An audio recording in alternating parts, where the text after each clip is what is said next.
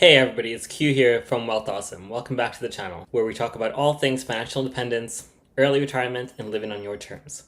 In today's video, we're going to dive deep into one of the most talked about strategies in the financial independence community, the 4% rule. Whether you're just starting your journey towards financial freedom, or you're nearing your retirement goal, this video is going to break down the 4% rule, how it works, and what you need to know to retire early and live off your investments. Let's get started. So what is the 4% rule? The 4% rule is a popular guideline that lets you determine how much you can safely withdraw from your retirement savings without running out of money.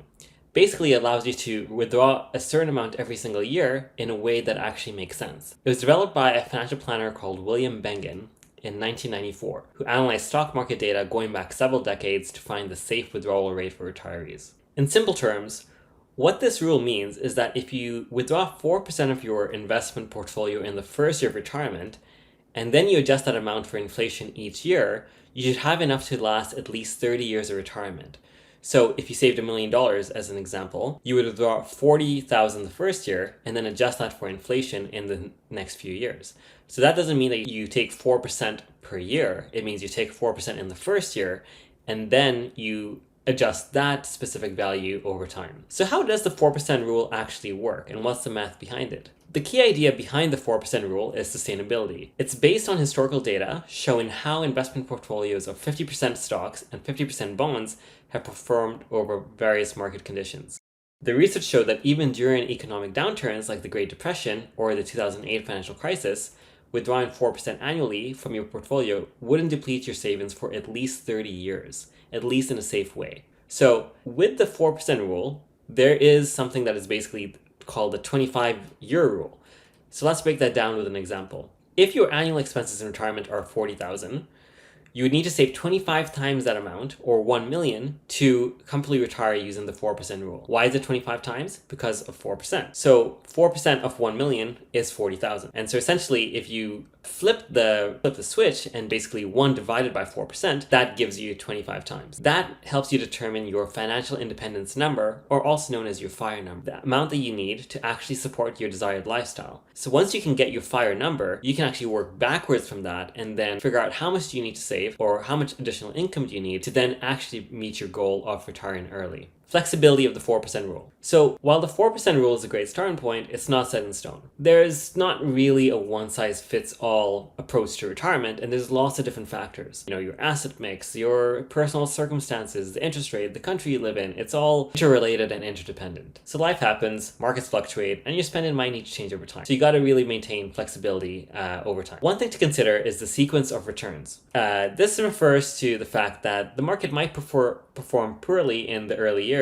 of your retirement, which could drastically impact your portfolio. If you face a market downturn right after you retire, it could really deplete your savings if you're withdrawing too much too soon. Some people decide to be more conservative, using a 3.5% withdrawal rate instead, especially if they anticipate a long retirement horizon, or they want to be cautious in the face of volatile markets. Now, on the outside, people who might be a bit more aggressive, or maybe they are starting to save a little bit earlier or later, they might actually be able to sustain something like a 5% withdrawal rate, or maybe their different dynamics encourage them. Alternatively, during years when the market performs well, you might be able to withdraw a little bit more to take advantage of higher return. Asset allocation and diversification. Another key component of making the 4% rule work for you is maintaining a balanced and diversified investment portfolio. The traditional recommendation is to have around 50% to 75% of your portfolio in stocks, with the remaining portion in bonds. Stocks provide the growth you need to outpace inflation, and bonds, on the other hand, offer stability and income to cover your regular withdrawals, especially over time. That's kind of where the phrase time in the market versus time in the market comes into play. Really, again, we're talking about your portfolio lasting over 30 years, and so that's why it really is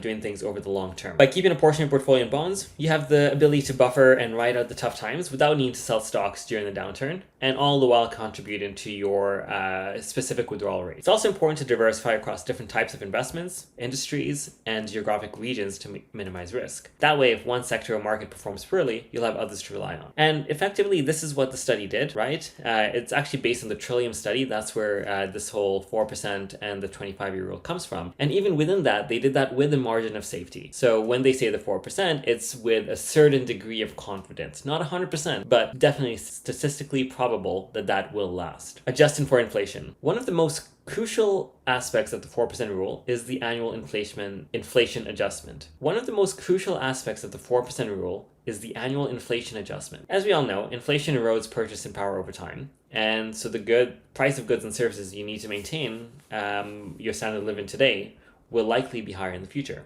When you use the 4% rule, you're not just withdrawing the same flat amount each year, you adjust it for inflation. If inflation rises by 3%, you increase your withdrawal to keep up with that 3%. And you do that regardless of what the inflation rate actually is. So if you withdrew 40,000 in year one and inflation is 3%, you withdraw 41,200 in year two. So what are the critiques of the 4% rule? Obviously, it's not perfect. And there's going to be people who argue for it. Some people go against it. And one of the main criticisms is that it's based on historical US market data, which may not reflect the market conditions or realities in other parts of the world. Most of our subscribers are here in Canada. Other people might be global. And once again, this is all based on a specific study, which does take in US market data. And for that reason, you might want to do your own research or also adjust your asset allocation mix. In recent years, some people have argued that a 4% withdrawal rate might be too optimistic, especially given the possibility of lower future returns on stocks and bonds. Interest rates have been at historic lows. I mean, not today, but some economics predict that future returns may not really match the growth seen in previous decades. That's why some financial planners recommend a more conservative withdrawal rate, such as 3.5% or even 3% to ensure long-term stability. Additionally, the 4% rule assumes a 30-year retirement horizon, which might not be long enough for people pursuing FIRE, which is financial independence, retire early. If you're planning to retire in your 30s or 40s, you might need your portfolio to last 40 or 50 years.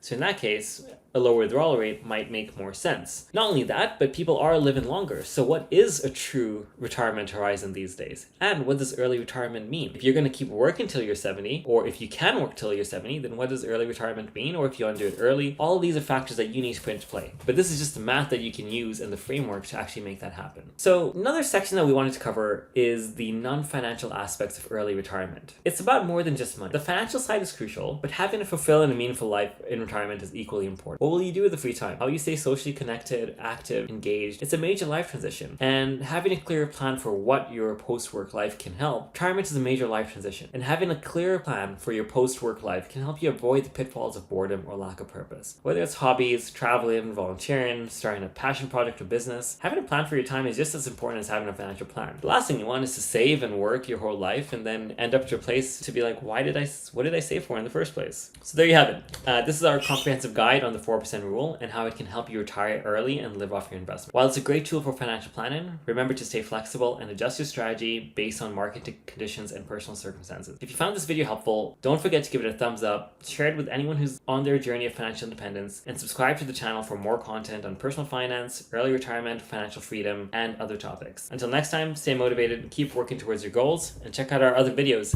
if you want to learn a little bit more about retirement and financial planning.